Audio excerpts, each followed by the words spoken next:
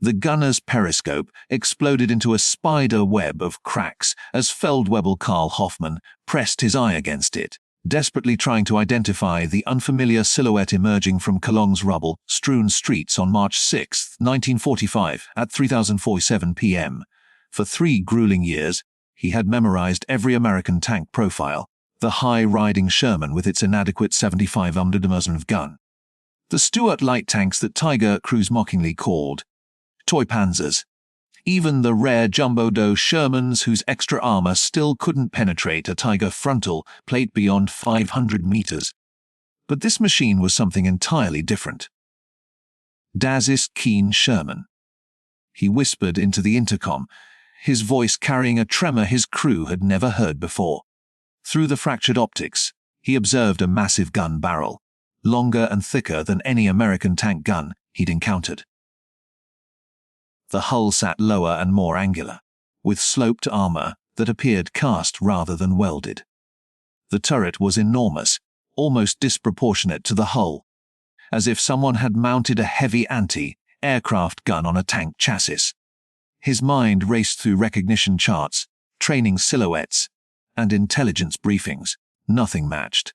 In exactly 18 seconds, Carl Hoffman and his crew would become among the first German tank crews in history to discover that the Americans had finally built something capable of killing at any range, from any angle.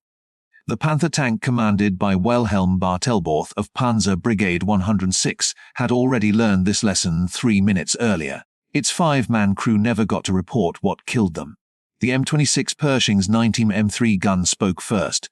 The armor-piercing round traveled at 853 meters per second, crossing the fun's 200 meters between the 2 tanks in less time than it took Hoffman to blink. The projectile struck the Panther's frontal armor at the turret face. The 100mm armor plate, which had deflected dozens of Sherman rounds in France and Belgium, split under the impact. The mathematics of Allied victory were being written not in battle plans, but in production statistics and battlefield encounters that would shatter every assumption these soldiers carried about their enemies, their homeland, and their cause.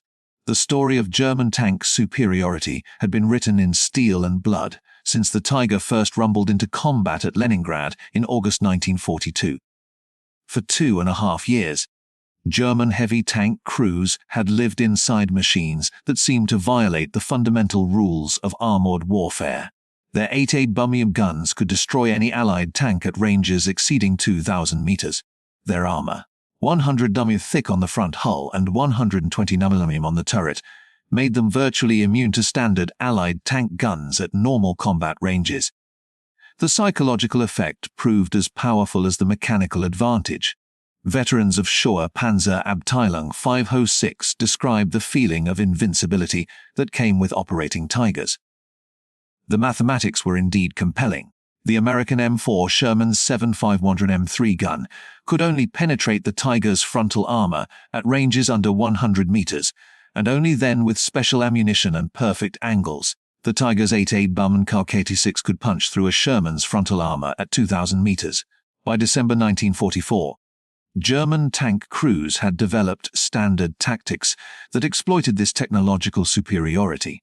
They would position their Tigers and King Tigers at maximum range, using their superior optics and guns to destroy Allied tanks before they could close to threatening distances. A single Tiger could, and often did, hold up entire Allied advances. The most famous example occurred at Villers, Bocage in June 1944. When SS Oberststab Herr Michael Wittmann's single Tiger destroyed 14 tanks, 2 anti-tank guns, and 13 other vehicles in less than 15 minutes. Though Wittmann himself would die in August 1944, months before the Pershing arrived. This superiority created a profound psychological advantage that extended beyond the battlefield. Allied tank crews developed Tiger fever, often mistaking any German tank for a Tiger and reporting far more Tiger encounters than actually occurred. Meanwhile, German heavy tank crews developed an almost mystical belief in their invulnerability, painting kill rings on their gun barrels like fighter aces. but unknown to these confident crews, 8,000 kilometers away in the Detroit tank arsenal, American engineers had been working since September 1942 on a project designated T-26. They were building something that would shatter the myth of German tank invulnerability. The journey to the M26 Pershing began with a bitter realization. American tank design had fallen dangerously behind. The M4 Sherman, which formed the backbone of American armored forces, had been designed in 1941, when the most dangerous German tank was the Panzerwaffe with its short 75 mm gun.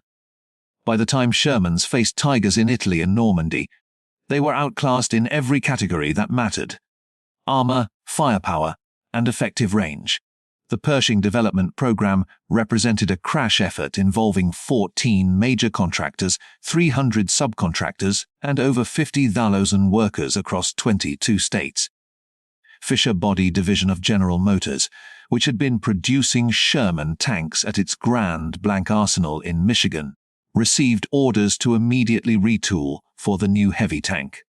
The changes were staggering: new casting techniques for the turret, entirely different transmission systems, and most critically, the integration of the 19 mm gun that had previously been used only in tank destroyers and anti-aircraft roles.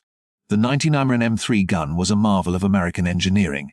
Developed from the successful 90 mm anti-aircraft gun, it fired a 24-pound armor-piercing round at velocities exceeding 800 feet per second. The standard M82 APC round could penetrate 19 mm of armor at 500 yards, enough to punch through a Tiger's frontal armor at combat ranges. The newer T-35 round, with its tungsten carbide core, could penetrate 201 denier at the same range, enough to threaten even the mighty King Tiger. The development was shrouded in unprecedented secrecy. Workers at the Fisher Tank Arsenal were told they were building an improved Sherman variant. Components were manufactured in separate facilities to prevent anyone from understanding the complete design. When the first 20 Pershings were sent to Europe in January 1945, they were listed as heavy maintenance equipment and covered with tarps. On January 15, 1945, under cover of darkness and heavy security at New York's port of embarkation, the first 20 M26 Pershings were loaded onto ships bound for Europe. Each tank was wrapped in waterproof covering and labeled with false shipping codes. The crews selected to operate them had been training in isolation at Fort Knox since November, sworn to secrecy under penalty of court-martial. The crossing took 11 days through U-boat-infested waters. The Pershings were positioned in the ship's holds behind rows of regular Shermans, hidden even from most of the ship's crews. The tank crews spent the voyage studying German armor recognition charts and practicing their cover story. They were replacement crews for standard Sherman units. The Pershings arrived at Antwerp on January 26, 1945, again under cover of darkness. They were immediately transported by special trains to the 3rd Armored Division's maintenance area near De Rennes, Germany. Here, the crews conducted final preparations, while Division Commander Major General Maurice Rose personally briefed battalion commanders on the new weapon. By February 25, 1945, the first 4 Pershings were assigned to the 3rd Armored Division's push toward the Rhine. They were distributed one per task force, hidden among regular Sherman companies with strict orders to avoid combat unless engaging German heavy tanks. The crews painted them with standard olive drab and added unit markings to make them blend in, though their longer guns and lower profiles made them distinctive to trained eyes. The German intelligence failure was complete. Despite having one of the most effective intelligence services of the war, the Wehrmacht had no idea the Pershings existed. German commanders believed Americans had chosen quantity over quality as a permanent doctrine, unable to conceive that American industry could pivot to producing heavy tanks while maintaining Sherman production. February 26, 1945, near Elsdorf, Germany, marked the first Pershing combat loss. The T-6E3, nicknamed Fireball, was knocked out by a Tiger Eye in a close-range ambush. The Tiger's 88 BW round struck the Pershing's gun mantlet, killing the gunner and loader. However, the Pershing was repaired and returned to service on March 7th, a testament to American recovery and maintenance capabilities. Over the next week, scattered reports began reaching German headquarters about encounters with an unidentified American tank with a longer gun and heavier armor than the Sherman. A Panther crew reported being destroyed at 1,800 meters by a single shot from an American vehicle they couldn't identify. Most disturbingly, every report mentioned the same detail: a gun that appeared significantly longer and larger than the standard Sherman's 75 mm. The Battle at Cologne Cathedral on March 6, 1945, would become the most documented tank duel of World War II, captured on film by Signal Corps cameraman Jim Bates. The day began with German forces positioning remaining tanks around Cathedral Square. Wilhelm Bartelbeth, commanding a Panther from Panzer Brigade 106, felt confident despite the American approach. The square's open space gave clear fields of fire, and their positions behind rubble provided partial hull cover. At 15:20 hours, Bartelbeth spotted movement near the destroyed Girion Hotel. Through his periscope, he saw what he initially reported as an unusual Sherman variant with an extended gun. He ordered his gunner to engage at 300 meters, point-blank range for a Panther's high-velocity 75 mm gun. The Panther fired first, its round striking the approaching tank's frontal armor. But instead of penetrating, the shot ricocheted upward in a shower of sparks. Bartelbeth had exactly 3 seconds to process this impossibility before the return shot arrived. Staff Sergeant Robert Early, commanding the Pershing nicknamed Eagle 7, had already acquired the Panther in his gun sight. His gunner, Corporal Clarence Smoyer, centered the crosshairs on the Panther's mantlet and fired.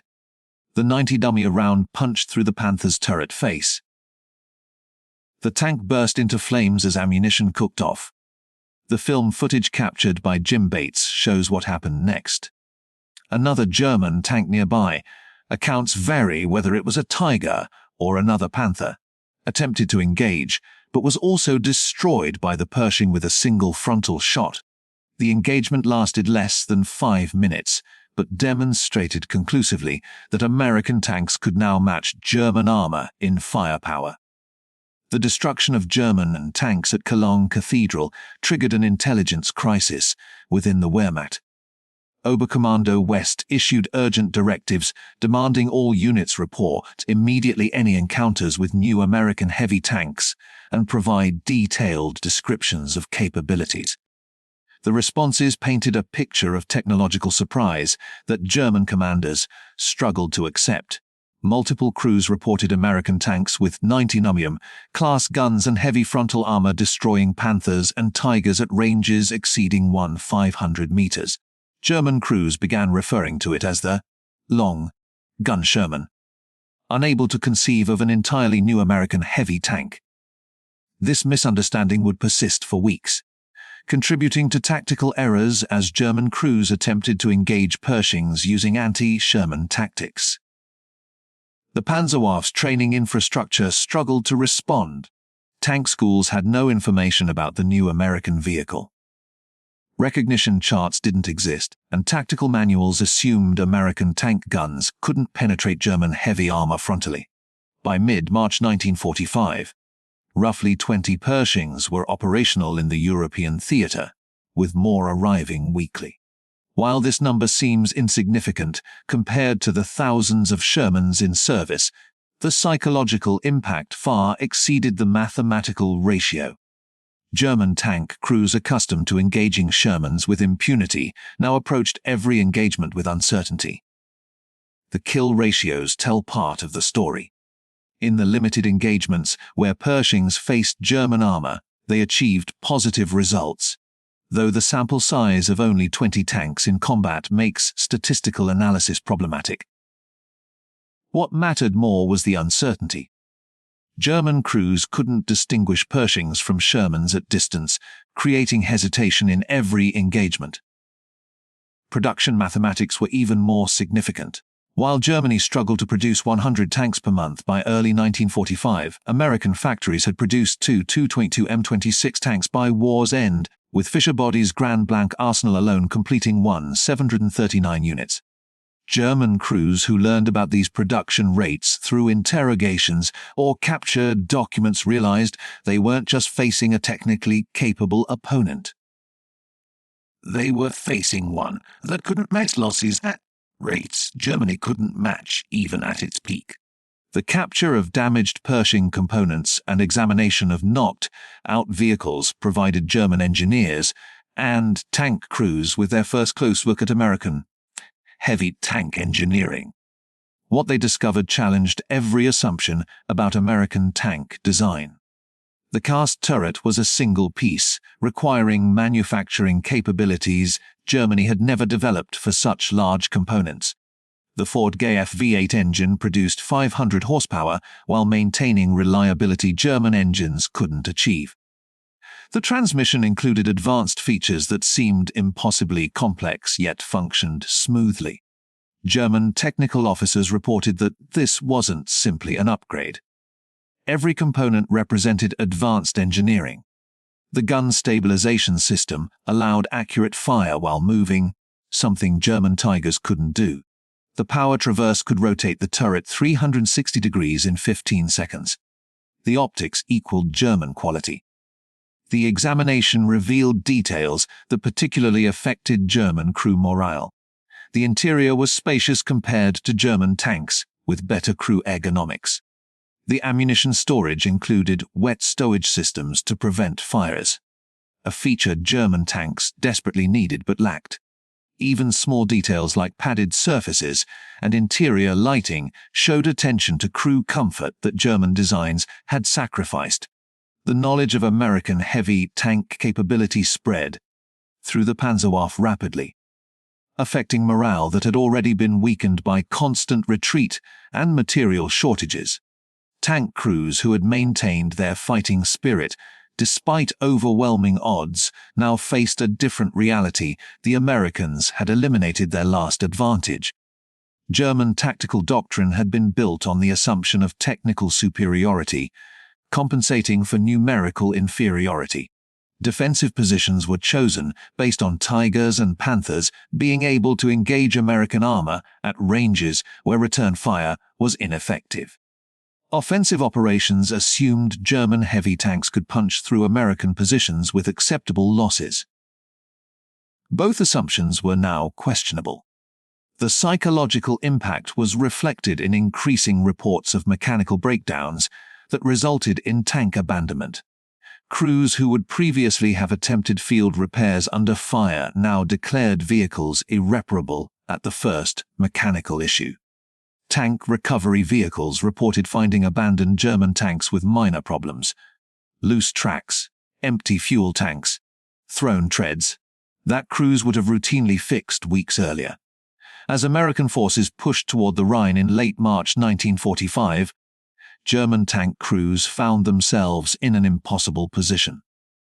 They were ordered to hold bridgeheads against American advances, but they no longer knew what they were facing.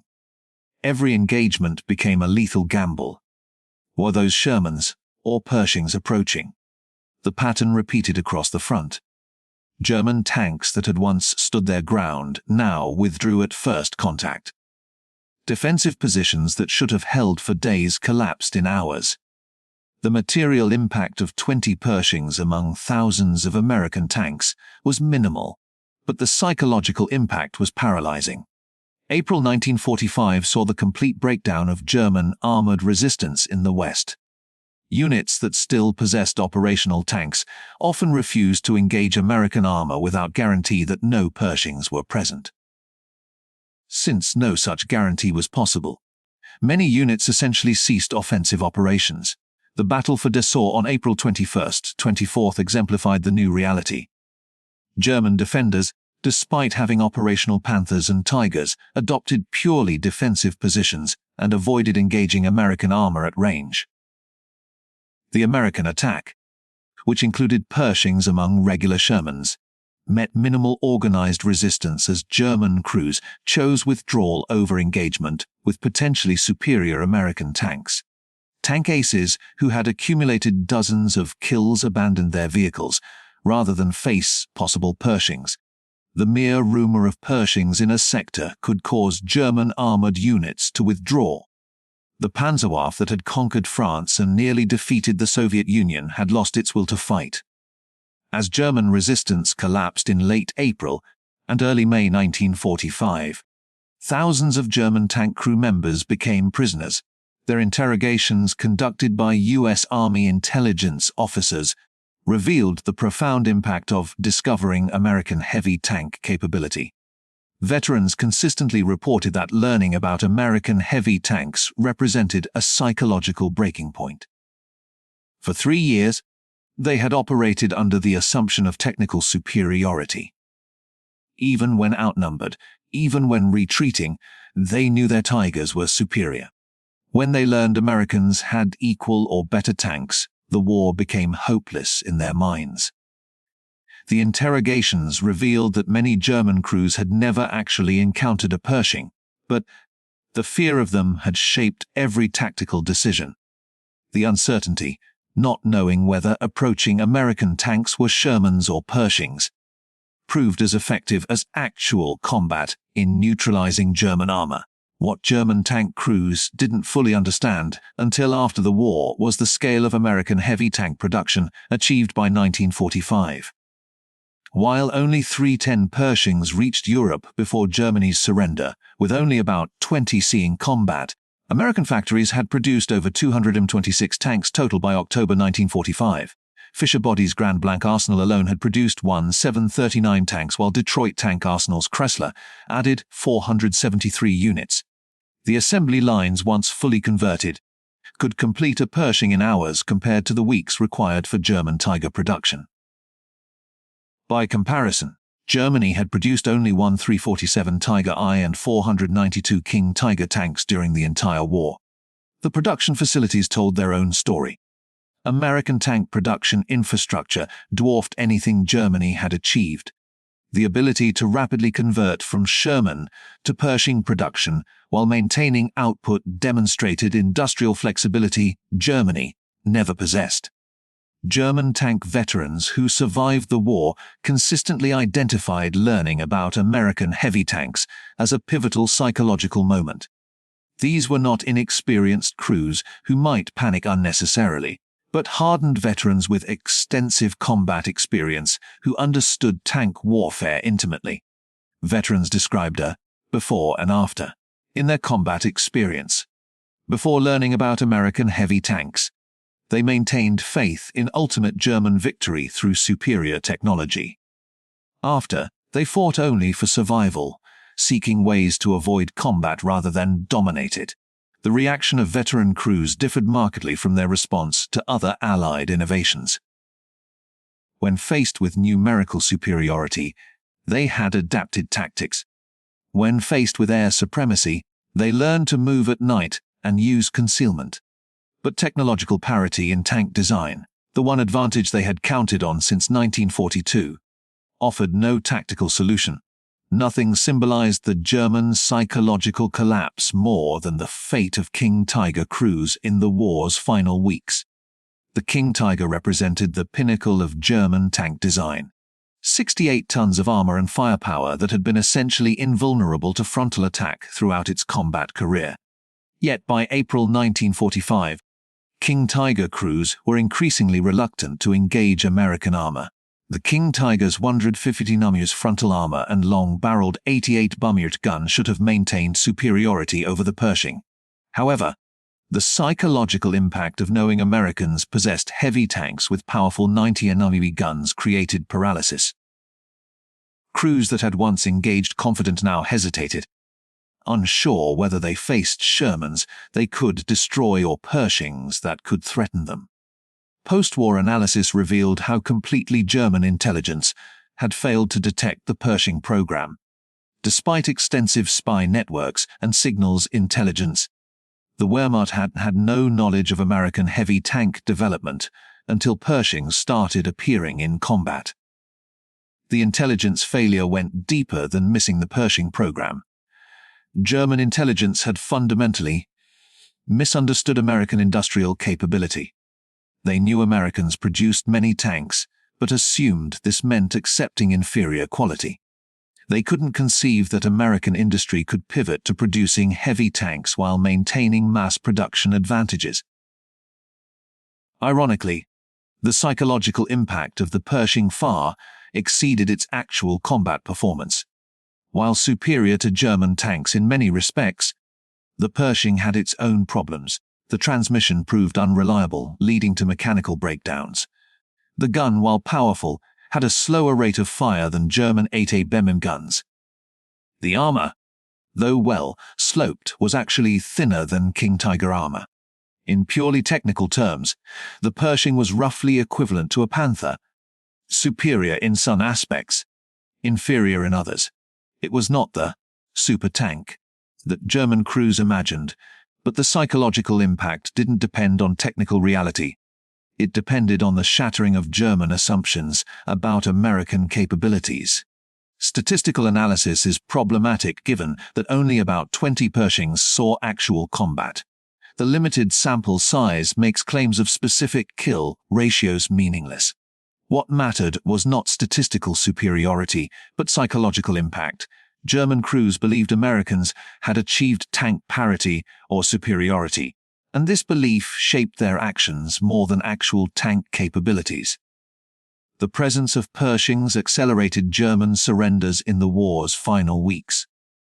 Tank crews, who might have continued fighting with Tigers and Panthers against Shermans, chose surrender when facing possible Pershings. The psychological calculation was simple: fighting Shermans with superior German tanks offered survival chances. Fighting potentially equal American tanks offered only death. The phenomenon repeated across the front. German tank crews, once among the most determined fighters in the Wehrmacht, became increasingly likely to surrender. U.S. Army intelligence noted that by late April, German tank crew prisoners often arrived at collection points before infantry from the same units, a reversal of previous patterns where tank crews fought to the last. Remarkably, German tank units transferred from the Eastern Front, where they still faced Soviet tanks they could dominate, experienced severe psychological shock when learning about American heavy tanks.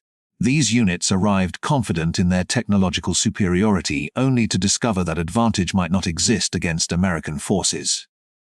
Showa Panzer Abteilung 505, transfer from the Eastern Front in March 1945, had destroyed hundreds of Soviet tanks, including the newest T-34-85s and Ice-TIS. The crews considered themselves invincible.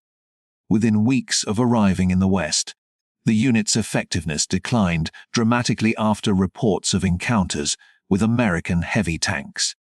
The contrast between Eastern and Western Front experiences created cognitive dissonance. Crews couldn't reconcile still dominating Soviet armor while potentially being matched by American tanks. The realization that Americans might have surpassed Soviet tank development while maintaining massive numerical superiority created a sense of facing an unstoppable force. As more German crews learned about Pershing capabilities through combat reports and intelligence briefings, technical details spread through the Panzerwaffe. Each new piece of information further affected morale. The stabilized gun system, the advanced transmission, the crew comfort features, all suggested American engineering had not just caught up, but potentially surpassed German design.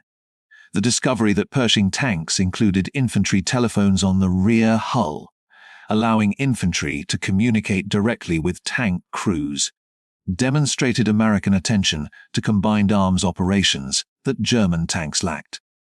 The wet ammunition storage that prevented catastrophic explosions showed American concern for crew survival that German designs had ignored.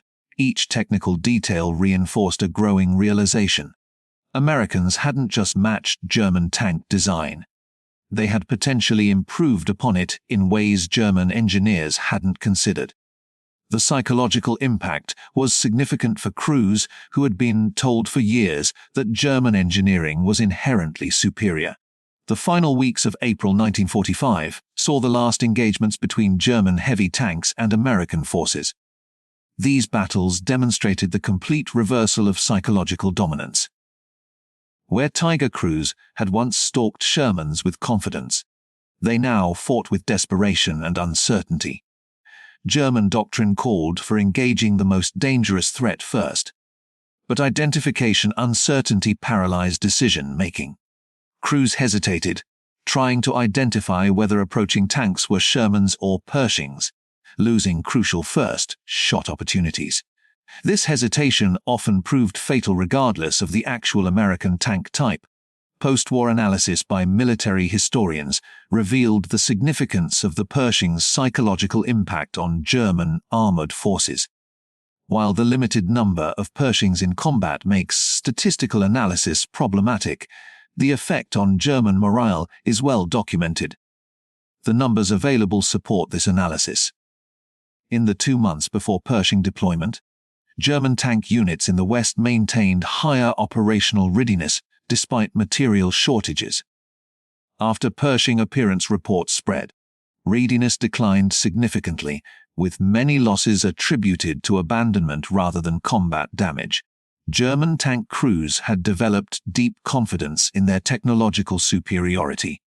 This belief sustained morale through terrible losses and constant retreat. The Pershing's appearance shattered this belief system. Without it, German tank crews lost a crucial psychological foundation for continued resistance. In the decades after the war, German tank veterans consistently identified learning about American heavy tanks as the moment they knew the war was truly lost. At reunions and in memoirs, the theme repeated. Technological superiority had been their last hope, and the Pershing destroyed it. Veterans consistently described the psychological impact of discovering that American workers in Detroit Heights had built tanks that could match German Tigers. The industrial democracy they had been taught to despise had achieved technical parity while maintaining overwhelming production advantages. This realization proved more demoralizing than military defeats. What German crews never fully learned during the war would have destroyed any remaining morale. The Pershing was just the beginning of American heavy tank development.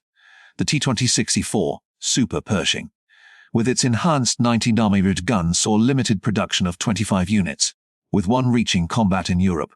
The T-265 with increased armor up to 279 mm in thickness existed in 27 prototypes. Beyond these, the T-29 heavy tank with a 155mm gun was in prototype phase. The T-30 with a 155mm gun existed in development. American tank design hadn't just caught up. It was accelerating past German capabilities while maintaining production advantages Germany never possessed. The production infrastructure told the real story. By April 1945, American tank production facilities covered over 50 million square feet of factory space. The Detroit tank arsenal alone exceeded much of German tank production infrastructure. Fisher Body had retooled entire automobile plants for tank production in months, a feat German industry never achieved. Beyond tactical and technical impacts, the Pershing created a moral crisis for German tank crews. They had been told they were fighting for German technological and racial superiority. The appearance of superior American tanks built by what Nazi propaganda called mongrel races challenged the ideological foundation of their fight. The cognitive dissonance was particularly severe for Waffen SS tank crews who were selected for ideological reliability. These men had accepted Nazi racial theory as justification for their actions. The Pershing's existence challenged the entire worldview that had sustained their fighting spirit. If Americans could build superior tanks, what did that say about racial superiority theories? The final accounting of Pershing impact reveals a complex story. In total, 310 Pershings reached Europe before Germany's surrender, but only about 20 saw actual combat. This limited deployment makes specific kill ratio claims statistically meaningless. What mattered was not how many German tanks Pershings destroyed, but how their mere existence affected German morale and tactical decision-making. German records show significant increases in tank abandonments in sectors where Pershings were rumored to operate.